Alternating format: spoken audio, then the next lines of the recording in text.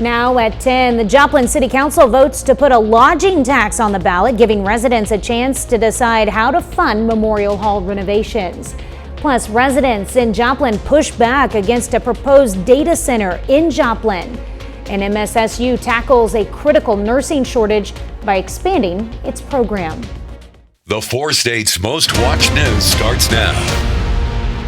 The Joplin City Council votes tonight on the future of the historic Memorial Hall. This is KOAM News. I'm Tanya Bach. The century-old building is on its way to a $17 million renovation through a public-private partnership. The Friends of Memorial Hall group asked for $7 million in city bonds, funded by increasing the lodging tax from 4% to 6%. That tax would only be paid by overnight visitors at Joplin hotels, not by residents. Now, tonight's vote approves the framework for the deal, but voters would still need to approve the tax increase in a future election. We thought it was a very viable opportunity because it will not directly affect the citizens of Joplin. It's not a sales tax on us. It's not a property tax or a personal property tax. It's actually going to be a tax on those people that come through Joplin and visit and stay in our hotels and motels. Tonight's decision is one step closer to saving the Veterans Memorial Hall from demolition and creating a community hub for downtown Joplin. The renovations would restore the building's 2,200 seat capacity and create a space for weddings, concerts, community events, and a new home for the American Legion. Opposition over a proposed data center grows in Joplin. Later this month, the City Council will once again discuss the proposed Wildwood Ranch annexation, land that's earmarked to build a data center. KOAM's Kenny Foreman finds out what's concerned Joplin residents are doing to ensure their voices are heard. After the voting did not go in her favor at the January 20th meeting, Rebecca Collins, president of the Joplin Sustainable Technology Alliance, felt determined to give the council more to think about the next time around. They cannot tell an individual citizen what to do with their property, but that's where the citizens of Joplin can step in, and we can use our voice to say, hey, we know that there's a proposed data site going in this property, and we are not okay with that. So if the city isn't going to step up and call for their own moratorium, then we will. She helped initiate a petition calling for a moratorium and environmental study to be put in place before the city can go forward with plans for a proposed data center. In just a few short days, many Joplin residents signed it, letting the city know how they feel about the property. If we can gather, a couple hundred people to show up at a city council meeting, that's nothing compared to allowing the entirety of the community to know exactly what they're voting for, exactly what they would get out of this project. So I think the biggest thing is allowing the community to have their voice heard in as many ways as possible. And in the event that the voting doesn't go in their favor, the petitioners don't anticipate accepting defeat right away. If the council does go ahead and annex the property at the city council meeting, then we will go ahead and push for a referendum, which would ask to overturn the council's decision on that and put it on the ballot so the citizens of Joplin can vote. In any event, Collins is confident that her community will back each other up when it matters most. The community has really stepped up. So this has been a grassroots movement where community members have been texting each other, posting in the Facebook page, really just getting the word out, putting boots on the ground. So it's been really inspiring to see. In Joplin, Kenny Foreman, KOAM News. February 17th council vote will be held at MSSU in order to accommodate more people following higher than usual attendance at last month's meeting. Meteorologist Austin Stance joins us now with a first look at weather. Thanks, Tanya. Yeah, today was Groundhog Day, so if you were hoping for an early spring, then you were hoping that this guy wouldn't see his shadow, but unfortunately he did. So he was predicting 6 more weeks of winter, but it sure didn't feel like that outside. 55 degrees today. That puts us almost nearly 10 degrees above average. The record for today was 74 degrees. Now, temperatures are starting to fall a bit here, but winds are still out of the south. But do notice our wind shift line beginning to move here. That's a cold front that will begin to push in as we head into those overnight hours. But for right now, temperatures still anywhere from 5 to around 15 degrees warmer than where they were just 24 hours ago. Now tonight you can expect temperatures to fall to right around 33 degrees. That puts us slightly above normal. A light breeze out there tonight, but we'll be talking about that passing cold front, the potential for a few spotty showers, and the warm air that returns. I'll have all those details coming up. All right, thanks, Austin. Well, the body of a missing Lake of the Ozarks woman is discovered in a crash. Crews responded to that crash on US 54 in Miller County earlier today. 35-year-old Amanda Rogers was located dead at the scene. Authorities reported Rogers missing on January 26th after she failed to pick up her children in the Camden area. While the investigation is ongoing, no foul play or suspicious circumstances are suspected. A head-on crash claims the life of a Pittsburgh teacher. The crash happened back on January 17th, just west of Pittsburgh. Troopers say a pickup was passing multiple vehicles at a high rate of speed when the collision happened. The driver of the truck, Craig Sylvie of Cherokee, died at the scene. The passenger of the car, Heather Burgess of Girard, suffered serious injuries. She was taken to an area hospital where she later died of those injuries. Missouri Southern State University doubles its nursing program capacity this spring. Previously, the university accepted just 30 nursing students each fall, and now the program welcomes an additional 20 students every spring semester. The change creates 4 active student groups and allows up to 100 students to progress through the Bachelor of Science in Nursing program simultaneously. The Mercy Hospital Joplin is funding the expansion to address the 4 states' critical shortage of qualified nurses. We expect the need for nursing professionals to grow and grow and grow. I think projections out even into the 2030, 2035 area. There will always be a need for quality nursing professionals and for professional nursing, whether it be LPN, RN. The expansion comes as Missouri Southern prepares to launch a Master of Science in Nursing program next fall. The university's nursing graduates have achieved a 100% pass rate on their licensing exam for 3 straight years. Recent winter weather has vehicles looking grungy. Coming up, why that car wash will help more than your car's appearance. But up first, authorities turn a search for a talk show host's mother into a criminal investigation. In Arizona, the search continues for Nancy Guthrie, the mother of Today's Show host Savannah Guthrie. She was reported missing yesterday, and as Gwen Baumgartner reports, authorities say the 84-year-old did not walk out of her home on her own. We do in fact have a crime. Authorities say Nancy Guthrie, the 84-year-old mother of Today Show anchor Savannah Guthrie, was last seen at her Arizona home Saturday night around 9:45 after eating dinner with Savannah's older sister. By midday Sunday, she was reported missing. Friends grew concerned when she failed to show up for church. In an interview with CBS News, PM County Sheriff Chris Nanos says Nancy did not leave her house on her own. An 84-year-old lady who, in the middle of the night, while she's asleep, is taken from her home. That should never happen. That's not who we are. Taken. So is this an abduction or a kidnapping? We don't know that yet. But it's not Nancy Guthrie walking off on her own. That we believe 100% right now. She could not have walked away from that home. According to authorities, Nancy is cognitively strong but has physical difficulties. She is very limited in her mobility, right? We know she didn't just walk out of there. A homicide team is on the case, and CBS News has learned the FBI is also assisting. Investigators are going over security camera footage and asking neighbors to look through their own home surveillance video. There were circumstances on scene that we believe are suspicious in nature, I think is the best way to put it.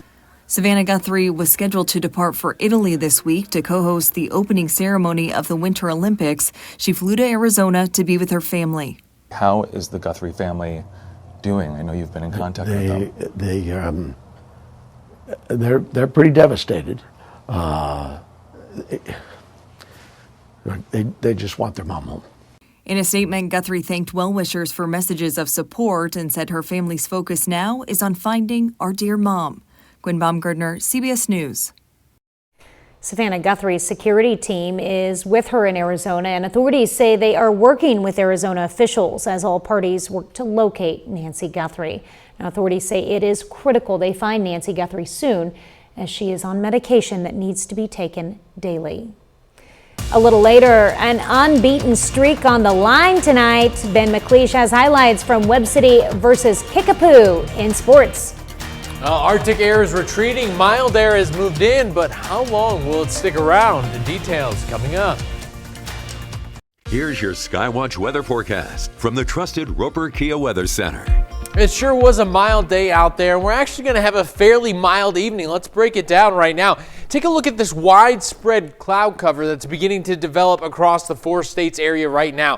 What's happening is as this warm front is beginning to push north of us, we're seeing that warm, moist air rise rapidly into the atmosphere. It cools very quickly, and that water vapor actually turns into water droplets and ice crystals. Now, what could potentially happen here as you see some showers developing is those ice crystals and water droplets collide together in the upper levels of the atmosphere, become too heavy and can't stay suspended, and then fall. So you get some areas of potential light drizzle. So we can't rule out tonight that you won't see just a very brief light drizzle, but mostly overcast skies across much of the region right now. Taking a look outside at our Indigo Sky Casino and Resort Camp, it's actually going to be a fairly mild evening for us tonight, even with that blanketed cloud cover. That's actually going to be the factor that keeps us mild for this evening. It acts as a blanket, really containing a lot of that warmer air that we saw today. Notice as we head into the overnight hours, still seeing 40 degrees here in Joplin, Columbus, Miami, Welch.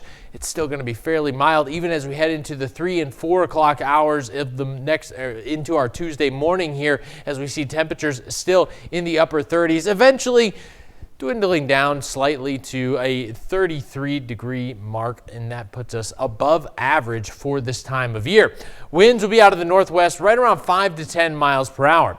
Here's your grab and go forecast as you're headed out the door tomorrow morning. Starting in the 30s, we'll be right around 38 degrees by 8 o'clock. So you're going to see some mostly cloudy conditions for us as we head throughout the morning, but it begins to scatter out just a bit here. So we're already in the 40s by our lunch hour. If we see some of this cloud cover begin to break apart in the later afternoon hours, some of us could see the upper 40s there, but most of us going to be right around the low to mid 40s for most of the day.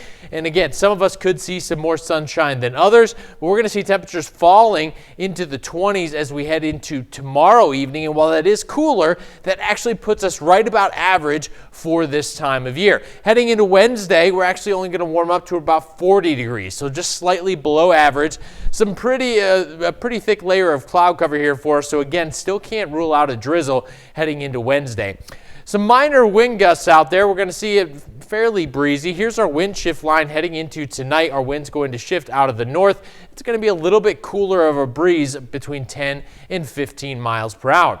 There are some rainfall chances in the forecast, and believe me, we could use it. The most widespread rain going to be holding off until next week, but we do have a chance of some scattered rainfall here on Sunday. But take a look at these temperatures. We're talking about 60s heading into next week. So all we have to do is make it through this Tuesday and Wednesday. Temperatures are back above average and then holding above average as we make our way throughout the weekend into next week as well. Yeah, well, I mean, you can't complain about that forecast. It just gets warmer and warmer and warmer. Yeah, we're going to have to keep an eye on the following week after that, but right now I'm relishing in this forecast. I don't go past 10 days. We're done. All right, thanks, Austin. Well, after the late January snowstorm, we're now finally seeing some warmer temperatures, as Austin said, melting away the snow off the roads. That's also driving people to the car wash. As Nick Kelly reports, it's not just for looks. Brian Keller lives in Springfield and likes to keep his prized Chevrolet Avalanche in good running order. He couldn't resist the urge for a bath once the car wash got warm enough to open up again. It wasn't brand new, and but it looks brand new. I try to just keep it that way. With his driving experience in many cars, he knows that cleaning your car after a snowstorm like we saw last month isn't just for looks. That salt is very hard on anything metal. Everything gets deteriorated with all the salt that's on the ground. Local auto shop owner Tim Fest couldn't agree more. On top of potential corrosion damage to parts of the body if not taken care of, snow and salt can corrode or damage parts of the vehicle's structure and other components that keep the car running properly and safely. There's a number of electrical connections made throughout the vehicle, some of which are made in the undercarriage of the vehicle. Things like your fuel pump, for instance, oxygen sensors, which are located in the exhaust, but also things like wheel speed sensors for your anti-lock brake and traction control, or even part of your ADAS system, your adaptive cruise control, your lane departure. Fest says the best thing to eliminate snow and salt from underneath is to keep it simple. Head to a self-serve, automatic, or tunnel car wash where the tools are in place to give your undercarriage a good rinse or flush. Fresh water is your best bet. Of course, they do offer, special detergents at your local car washes that help remove some of that salt that's caked on or built up in such a way. But water typically dissolves that salt so it can be rinsed away effectively. And repeated washings may be necessary. That means Brian is already planning ahead until the roads can properly clear out. We'll probably be here a couple times in the next week or so just because of the roads. Well, still ahead, Webb City girls basketball takes on undefeated Kickapoo, and Pitt State and Missouri Southern women's basketball duel for the final time this season. Ben McLeish has those stories and more up next in sports.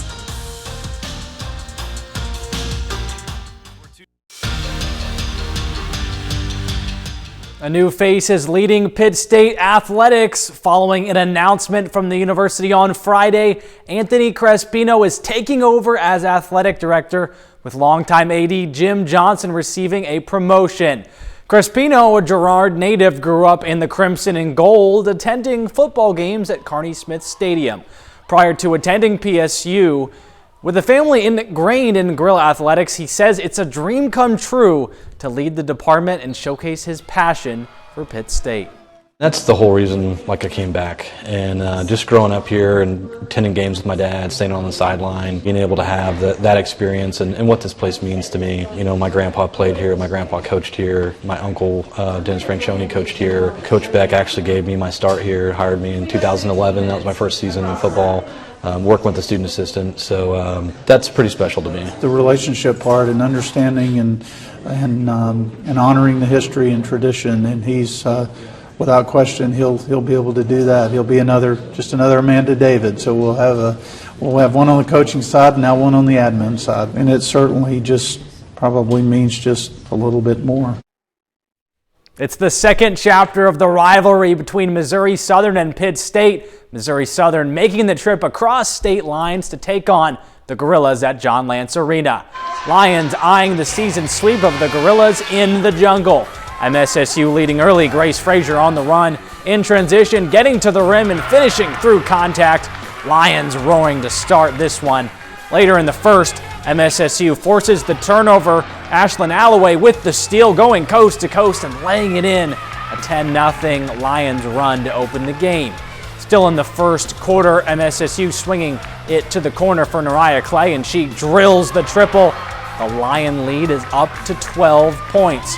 The second quarter would belong to the Gorillas. Hannah Miller working on the pick and roll, finding Casey McCumber for the easy bucket.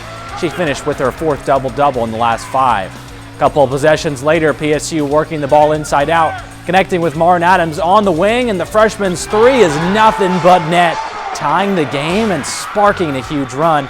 Final seconds of the first half, Clara Swearingen fires it down court to Carolina Caraga, who fires before the buzzer, banking it in.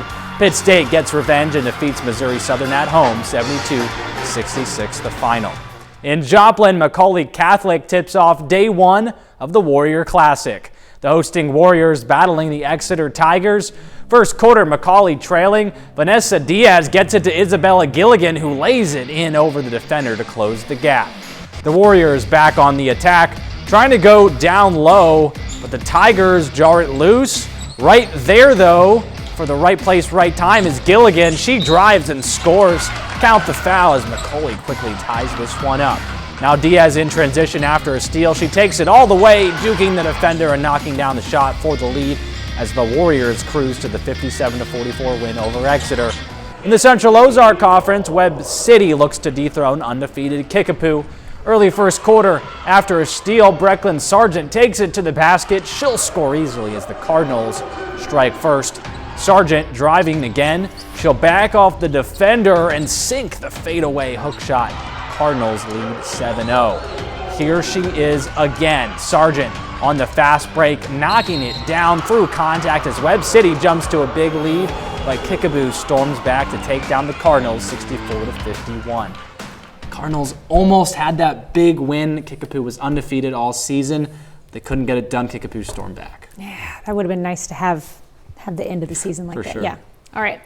Well, that's a look at sports. We're back after this. The legendary groundhog Punxsutawney Phil has made his long-awaited weather prediction, suggesting more frigid days ahead. Now, Phil emerged from his tree stump at Gobbler's Knob in Punxsutawney, Pennsylvania this morning and saw his shadow. It is my job this February 2 to look to the skies and report back to you that there is a shadow here on my ground. 6 more weeks of winter abound.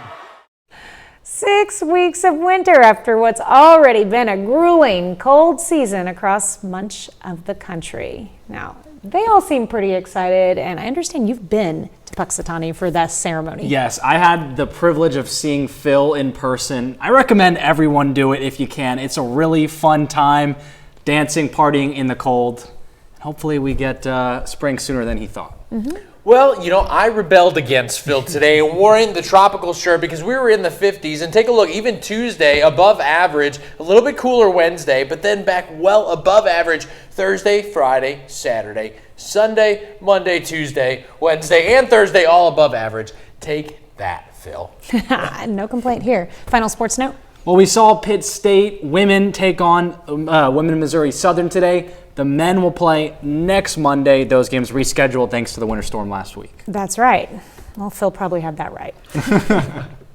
All right. Thank you for watching. We will see you tomorrow. Have a great evening and an even better Tuesday.